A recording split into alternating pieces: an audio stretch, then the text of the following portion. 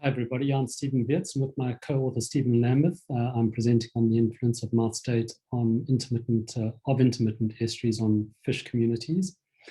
Mouth state is, of course, one of the key characteristics of these estuaries that's likely to be influenced by climate change.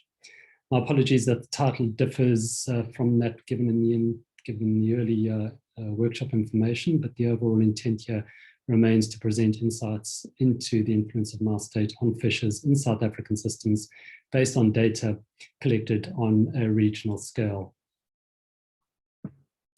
So a few quick slides for orientation. We're working on the subtropical east coast of South Africa, and the data here used comes specifically from the province of KwaZulu-Natal, which has a coastline covering some 600 kilometers. Intermittent estuaries here are typically small, less than 10 hectares, but numerically they dominate estuarine types along the coast.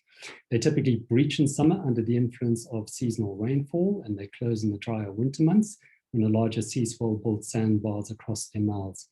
Importantly, during their closed phases, they remain subject to freshwater inflows, which reduce salinities, and they typically revert to oligohaline conditions during these periods, which vary in length of time.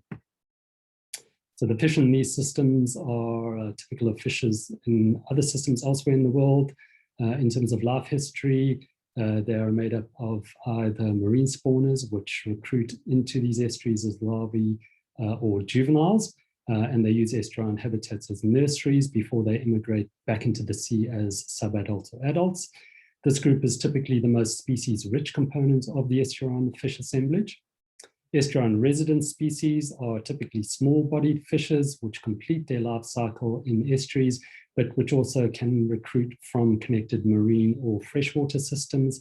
And lastly, freshwater species, which typically only comprise a few species which enter estuaries from the catchments upstream. And in our case, they include the Mozambique tilapia, a cichlid which is tolerant of salinity and which actually breeds in intermittent estuaries.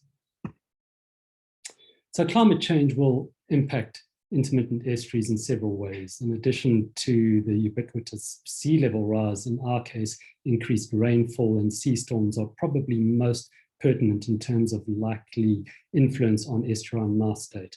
Mouth condition itself will influence a variety of abiotic characteristics and biotic processes in estuaries and nearby marine waters. We used three primary data sets for this analysis. Biological data were from a national survey conducted in the late 1990s by Harrison et al. This was a once-off survey of nearly all South African estuaries funded by our National Department of Environmental Affairs. This gave us fish data sampled consistently across systems by year and season. Mouth condition data from a period representative of the biological sampling came from a provincial database developed by Izimvelo KZN Wildlife, which is our provincial conservation authority. It was data gathered by their compliance officers on their daily foot patrols on estuarine mouth observations. And abiotic data such as system length, volume, catchment characteristics, etc., came from a national estuarine features database, which CSR maintains, but which is contributed to by a wider estuarine research community. So these data sets allowed us to look at fish communities in KwaZulu-Natal intermittent estuaries, which range in terms of their frequency of being open and connected to the sea from 2 to 99% of the time. Looking first at some basic structural metrics of number of species and fish abundance, we get a bag of mixed results.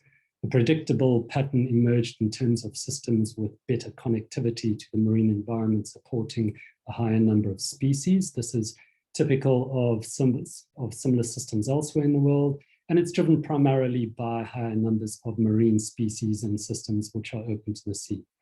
Less predictable was that systems which are predominantly closed supported higher relative abundance of fishes than open systems. This was caused by a superabundance of estuarine and freshwater fishes in systems that remain closed for prolonged periods. There is a high degree of variability in fish abundance in these closed systems, which reduces with increased frequency of mouth opening.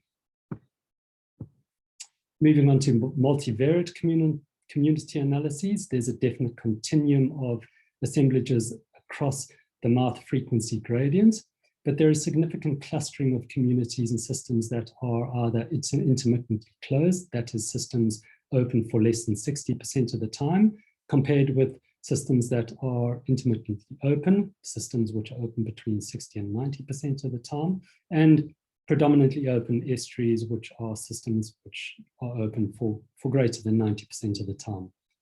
As is the case with fish abundance, there's also apparent that there is greater dissimilarity amongst fish communities and systems that are intermittently closed versus those that are predominantly open. We end up with a similar funnel effect in the data spread as we move from closed to open estuaries.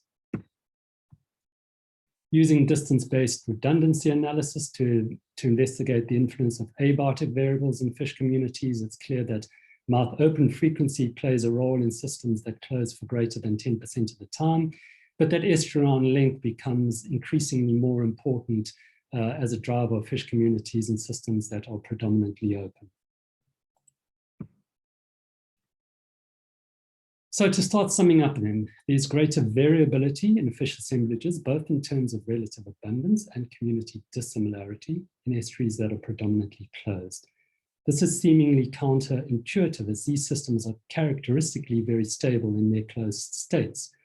The variability in fish abundance may be an artifact of sampling. Stability favors the development of superabundant populations of species which breed in estuaries during their closed phases. Mozambique tilapia and estuarine round herrings are the examples here. Some systems might have been sampled after longer closure than others. Dissimilarity in species composition in systems that are predominantly closed is likely caused by breaching being increasingly sporadic and unsynchronized in these systems. Recruitment windows for marine species are limited with lower frequency of breaching. Key spawning and recruitment periods might have been missed for some species. Some exceptions are specialist species which can recruit during wave overtopping. Cape stumpnose, Rhabdosargus alubi, and mullet Pseudomixus capensis are examples here. And these are species which are occur ubiquitously in our intermittently closed estuaries.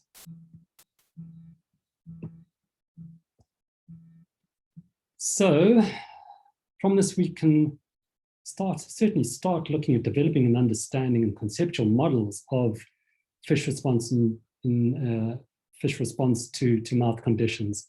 All other things being equal, with increased breaching associated with increased rainfall, we will move towards systems with greater fish diversity, driven by increases in marine species. With small changes, we are not likely to see loss of species in the region, but rather changes in their relative abundance in estuaries with a wide range of mouth open frequency. That said, species most likely to be affected are small-bodied estuarine residents, which include threatened endemics, and these might be lost from individual systems. In other words, we might have extinctions from individual systems.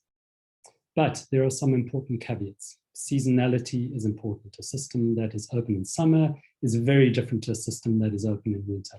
Perhaps more relevant as a possible climate change scenario is regular, repeated, short-term breaching. We know that the closed phase in these estuaries is important for fishes. It primarily allows back flooding, which allows access to vegetated marginal habitat, and it also creates a volume of stable water where plankton food webs can establish. From a limited study of local estuaries affected by elevated flows from wastewater treatment plants, for example, or mine dams, we know that these systems collapse if their closed phases are punctuated by regular and repeated short-term breaching. I want to end off with two slides that deal with climate change extremes. Our present climate change scenario suggests an increase in intensity of rainfall, that is heavy flooding, and also that when we do have droughts, these will be longer and drier than what we're currently experiencing. We have some information that fish recovery from heavy flooding in KwaZulu-Natal estuaries based on survey of systems immediately after an extreme flood event in June 2008, when and then tracking the recovery of fish communities on monthly intervals. So responses differed widely between systems, but indications are that while marine species tended to recolonize systems that had purged quite quickly, estuarine and freshwater fish populations understandably take a longer time. This has implications for future climate change that involves higher frequency of flood events, and again speaks to a greater sensitivity of estuarine resident species to climate change in KwaZulu-Natal. When it comes to prolonged drought, secondary impacts are likely to become important. Individual species biologies lend some resilience to systems during extended periods of closure. We've seen the ability of estuarine and freshwater species to proliferate, and some marine species to recruit via wave overtopping during periods of extended closure. But during prolonged closure, these estuaries become sensitive to anthropogenic impacts. In particular, in the KwaZulu-Natal case, many of our intermittent estuaries are subject to inputs from treated wastewater. So even disregarding treatment work failures, return flows to standing bodies of water have increasingly resulted in eutrophication and fish kills. Many of our systems are already in a degraded state caused by a variety of pressures, and these significantly weaken their resilience to climate change. Thanks for listening, especially those late at night. I always end up using Dave Voorveld's line drawings in my presentations, and acknowledge also the use of some of Fiona's photographs, including the one alongside of the Mlazi estuary.